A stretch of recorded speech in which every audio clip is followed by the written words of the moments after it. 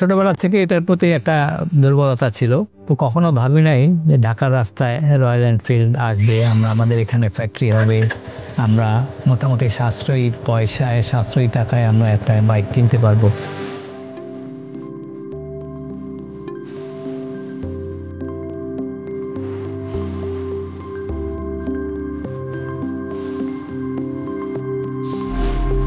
আমি Syed Zakir Hossain, business standard পত্রিকার chief photographer.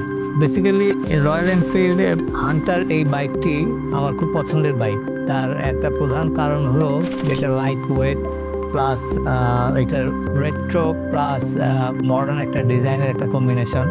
Royal Enfield Hunter সাধারণত ইয়াংদের একটু পছন্দের গাড়ি, বাট তারপর আমি বলবো যে এটা আসলে মানে পুরনো এবং নতুনের একটা কি বলবো একটা মিশ্রণ এই গাড়িটা।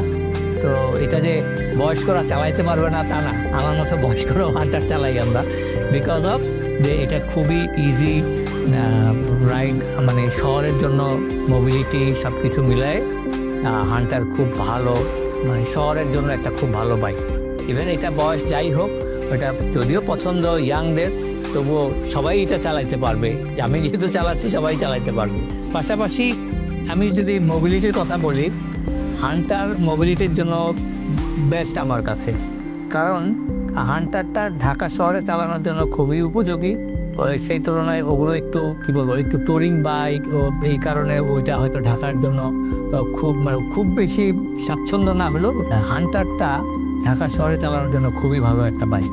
তো একটা সময় আমরা চিন্তা করতাম যে রয়্যাল এনফিল্ড বাইক যদি ইম্পোর্ট করে বাংলাদেশে কাউকে, যদি তখন যদি পারমিশন থাকতো 350 সিসি আর সিসি যদি পারমিশন থাকতো, তাহলে এই বাইকগুলোর একটা দাম পড়তো প্রায় 6-7 লাখ টাকা। সো আমরা যখন 3,40,000 টাকা প্রথম অফারটা করে, আমরা একটু মানে সত্যিকার অর্থে একটু অবাক হয়েছি যে কীভাবে সম্ভব। চালাইতে গিয়ে আমি কিছু প্রবলেম ফেস করছি, তার মধ্যে প্রথম প্রবলেমটা ছিল হিটিং প্রবলেম। সো এই হিটিং প্রবলেমটা যখন হয় আমি একটু খারাপই লাগছে, বাট যখন তাদের কাছে কথা বললাম, তাদের সাথে কথা বললাম অফিসিয়ালদের সাথে, তারা আমাদেরকে বললো যে এটা ঠিক হয়ে যাবে। এবং প্রথম সার্ভিসটা যখন আমার 500 কিলোমিটার হয়ে গেল, প্রথম সার্ভিসটা দিলাম, নেওয়ার পরে দেখি হিটিং প্রবলেমটা আমার প্রায় অর্ধেকে নেমে আসছে। তখন তাদের সাথে কথা বললাম যে এটা কি এই পর্যন্তই থাকবে নাকি আরও কমবে। পরে বললে যে না, এটা থার্ড ফেজে গিয়ে বা থার্ড সার্ভিসে গিয়ে আপনার হিটিং প্রবলেমটা একদম নর্মাল হয়ে যাবে।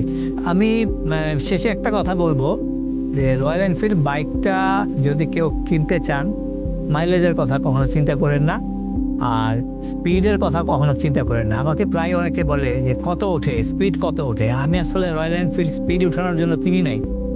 এটা একটা ভিনটেজ বাইক, এটা যে চালাই আমি, এটাই আমার কাছে আমার জন্য একটা স্যাটিসফ্যাকশন। বাট ওই মাইলেজ এবং স্পিড, এই দুইটা জিনিস আসলে রয়্যাল এনফিল্ডের সাথে যায় না। এটা একটা ভিনটেজ গাড়ি, সেই হিসাবেই এটাকে ট্রিট করতে হবে আমাদের। That's it.